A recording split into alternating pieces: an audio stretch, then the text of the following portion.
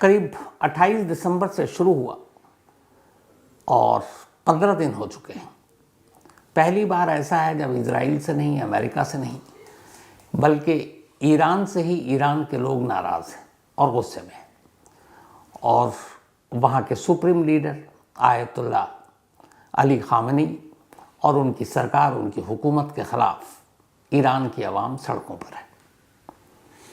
गुस्से की वजह वही है जो मैंने आपको पहले भी कहानी सुनाई कि खस्ता माली हालत, उनके करेंसी का वैल्यू लगातार गिरना, एक अमेरिकी डॉलर के मुकाबले 46,000 रियाल की कीमत पहुंच जाना और महंगाई का आसमान छूना। हर ज़रूरत की चीज़ें बहुत महंगी हैं।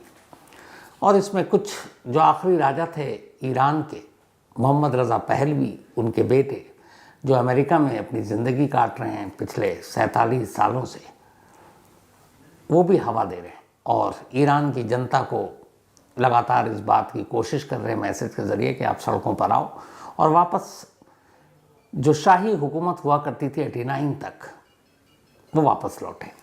अब तक 500 लोग जो आंदोलनकारी, उनकी मौत हो चुकी है ईरानी फोर्सेस के साथ झड़प में। 10,000 से ज़्यादा लोग गिरफ्तार हो चुके हैं। अमेरिका अलग धमकी दे रहा है। ट्रंप का कहना है कि अगर आंदोलनकारियों पर आपने जबरन काबू पाने की कोशिश की तो अमेरिका मिलिट्री ऑप्शन भी देख रहा है, यानी इस आपदा में अफसर ढूंढ रहा है अमेरिका, डोनाल्ड ट्रंप। वैसे तो लगातार कोशिश के बावजूद कभी ईरान में तख्ता पलट कर नहीं पाया, लेकिन अब उसे लगता है कि जब ईरान की जनता ही खामेनी और उनकी हुकूमत को उखाड़ कर फेंकना चाहती है तो क्यों ना इस मौके का फ़ायदा उठाए। तो डोनाल्ड ट्रंप भी लगे हुए हैं कि किसी तरह ईरान में तख्ता पलट हो, उनकी अपनी मर्ज़ी की वहाँ पे सरकार हो, तो फिर तेल और गैस का जो भंडार, जिस पर अमेरिका की लालची नज़र हर देश पर रहती है, ईरान में भी होगी। फिर कठपुतली सरकार के ज़रिए वो अपने मन मर्ज़ी के हिसाब से तेल और गैस का कारोबार करेगा, उस पर कब्ज़ा करेगा। तो 15 दिन हो गए हैं, ये आंदोलन जारी है। सवाल ये है कि अमेरिका और ईरान से दुश्मनी क्यों है, इसकी वजह क्या है। और वजह ये भी है कि पिछले 37 सालों से ईरान के सुप्रीम लीडर जो बने हुए हैं आयतुल्ला अली खामेनी, ये कौन है। लास्ट 37 ईयर से ईरान में एक तरह से इन्हीं की हुकूमत है। ये इतने पावरफुल हैं कि इनकी मर्ज़ी के ख़िलाफ़ ईरान में कुछ नहीं हो सकता। तो ईरान और अमेरिका की दुश्मनी और पिछले 37 सालों से ईरानी हुकूमत पर काबिज़ आयतुल्ला अली खामेनी, इनकी पूरी कहानी पेश है। असल में पर्शियन एम्पायर का भी कहा जाता था ईरान को, पर्शियन, पारस की खाड़ी। और पिछले 2500 सालों के अगर इतिहास को देखें तो लास्ट 2500 ईयर्स में हमेशा यहाँ राजाओं की हुकूमत रही। अलग अलग दौर में अलग अलग राजा है और जिन्हें ईरान में जो राजाओं की हुकूमत होती थी तो कहा जाता था कि शाह के नाम से पुकारा जाता था कि इन शाह की हुकूमत है, इन शाह की हुकूमत है। तो ये चलता रहता था। राजशाही परिवार के अंडर में अपना ईरान सब कुछ चल रहा है। हालात उतने अच्छे भी नहीं। तभी 1950 में पहली बार ऐसा होता है कि जो जनता थी वो राजशाही परिवार से त्रस्त थी और वहाँ पर एक डेमोक्रेसी लाना चाहती थी। तो एक नया नेता मोहम्मद मुसादिक के नाम पर बड़ा ईरान में पॉपुलर थी। तो फिर इनको चुना गया और चुनाव हुआ और मोहम्मद मुसादिक 1950 में ईरान के प्राइम मिनिस्टर बने, प्रधानमंत्री, वज़ीर आज़म। जब प्राइम मिनिस्टर बने तो देखा ईरान की हालत। अब ईरान के पास अपना तेल, अपना गैस का भंडार, उसके बावजूद भी गरीबी। तो उन्होंने सबसे पहला काम ये किया, जो उससे पहले ब्रिटिश अमेरिकन ने ईरान पर नज़र गाड़ी हुई थी, और उसमें ये था कि जो भी ईरान के गैस और पेट्रोल थे तो यूएस पेट्रोल होल्डिंग और ब्रिटिश पेट्रोल होल्डिंग कंपनी की नाम थी, जिनको ये सारा तेल का ठेका मिला हुआ था। उन्होंने उसके बंद करके और ईरानी ऑयल का राष्ट्रीयकरण कर दिया, नेशनलाइज कर दिया। अब जैसे ही प्रधानमंत्री मोहम्मद मुसादिक ने ईरानी तेल का राष्ट्रीयकरण यानी नेशनलाइज कर दिया, अमेरिका, ब्रिटेन जैसे देशों को बहुत बुरा लगा। उनके हाथ से एक तरह से टेंडर निकल चुका था और ये वो दौर था जब सेकेंड वर्ल्ड वॉर लगभग ख़त्म हुआ और इसी सेकेंड वर्ल्ड वॉर के बाद एक तरह से अमेरिका सुपर पावर बनने की कगार पर था या आगे बढ़ रहा था। अब लग रहा था अमेरिका को मैं ही सबसे शक्तिशाली देश हूँ। लेकिन इधर ईरान में जिस तरीके से अमेरिकन तेल कंपनी और ब्रिटिश तेल कंपनी को वहाँ के प्राइम मिनिस्टर मोहम्मद मुसादिक ने किनारे लगा दिया ताकि ईरान के लोगों को फ़ायदा हो, अपने हिसाब से अपनी कीमत पर अपनी शर्तों पर वो तेल बेचें, गैस बेचें और उससे ईरान के लोगों का भला हो, ये उनकी सोच थी और अच्छी सोच थी। लेकिन अमेरिका को ये बात पसंद नहीं आई। अब अमेरिका को लगा कि मुसादिक की जो गवर्नमेंट है ये उसके ख़िलाफ़ है, तो अमेरिका लग गया तिकड़म में। और इसके बाद ब्रिटेन में के साथ मिलकर 1953 में ही, मतलब सिर्फ 3 साल के बाद, मुसादिक की सरकार का तख्ता पलट कर दिया और एक बार फिर से वहाँ डेमोक्रेसी ख़त्म और अब ईरान में वापस से राजशाही को लाया गया। और तब जो पहलवी घराना है, पहलवी शाही परिवार, 1953 में अमेरिका की मदद से अब पहलवी घराने ने ईरान पर हुकूमत कायम कर ली और वो राजा बन गए। शाह परिवार और शाह वाली सिस्टम फिर से शुरू हो गई। और इसी के बाद मोहम्मद रज़ा पहलवी ईरान के फिर नया बादशाह, नया शाह बन गया।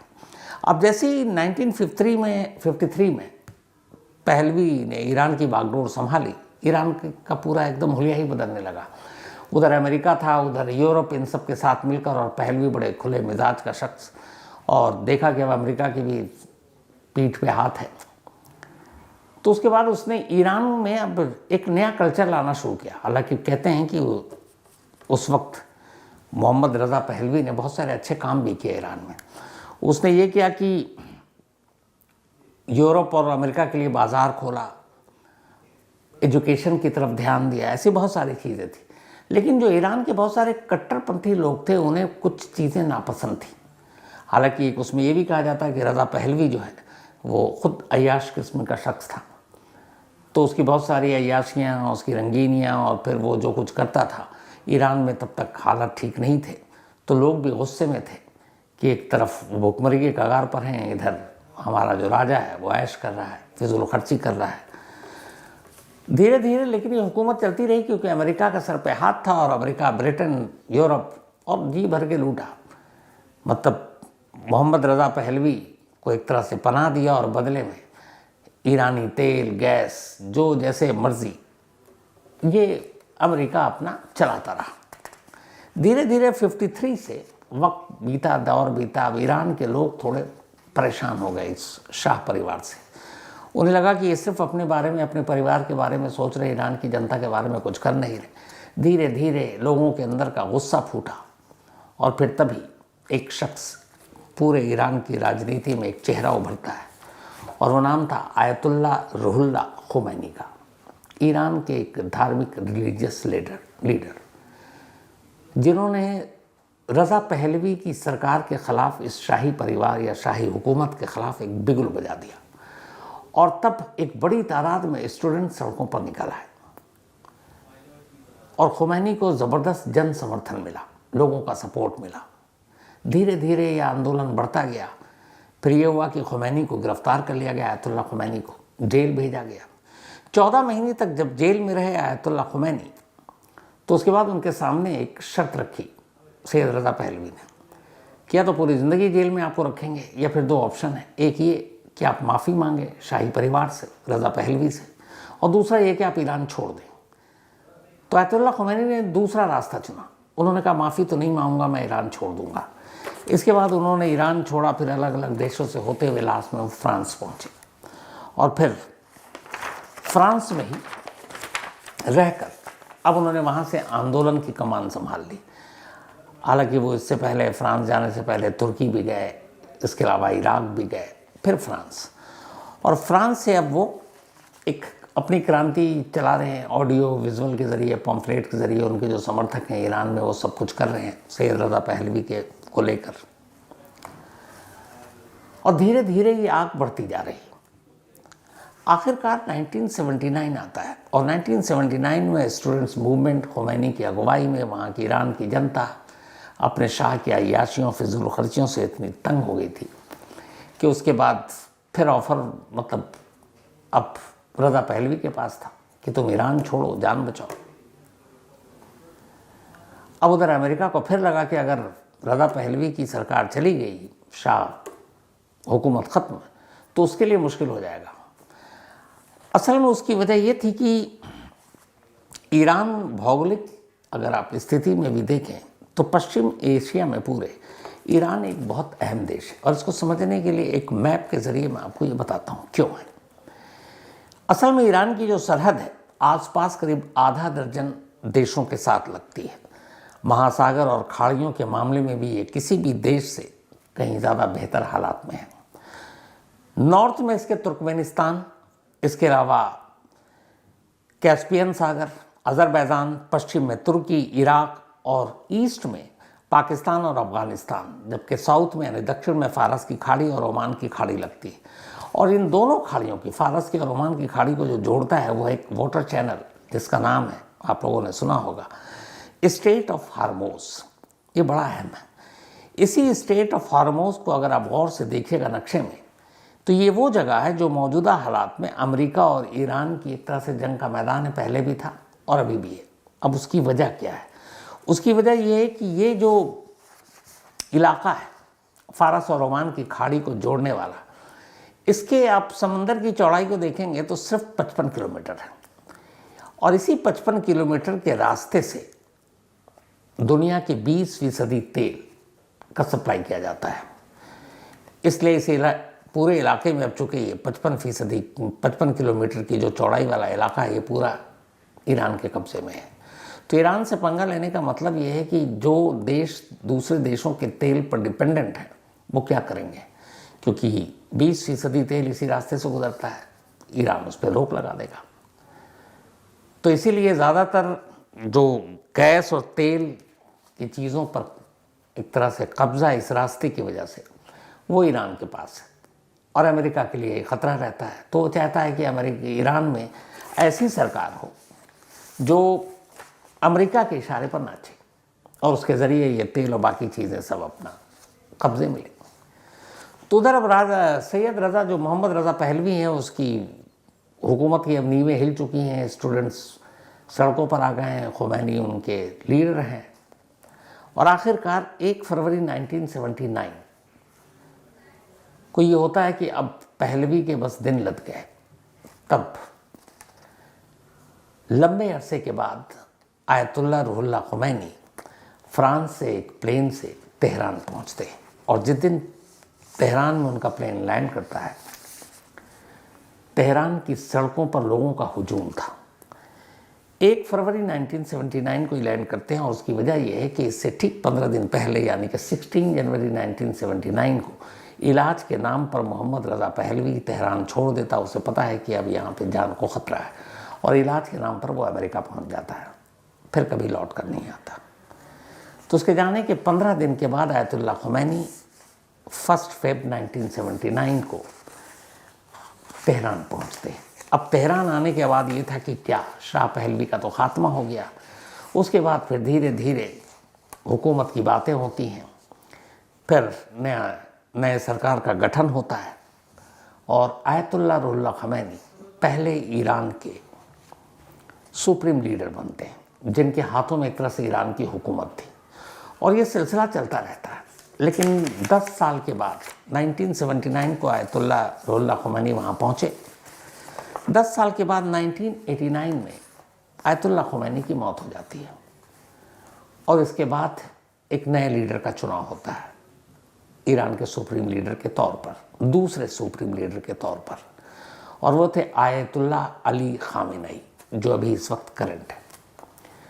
जब आयतुल्लाह खुमैनी सुप्रीम लीडर बने, उसके बाद ये ईरान के प्रेसिडेंट भी बने थे खामेनी, साथ में डिप्टी डिफेंस मिनिस्टर भी रहे। और ये जब प्रेसिडेंट थे ईरान के आयतुल्लाह खामेनी, उसी वक्त ईरान और इराक के बीच में वॉर भी शुरू हुआ था, जो अमेरिका की भी एक चाल थी।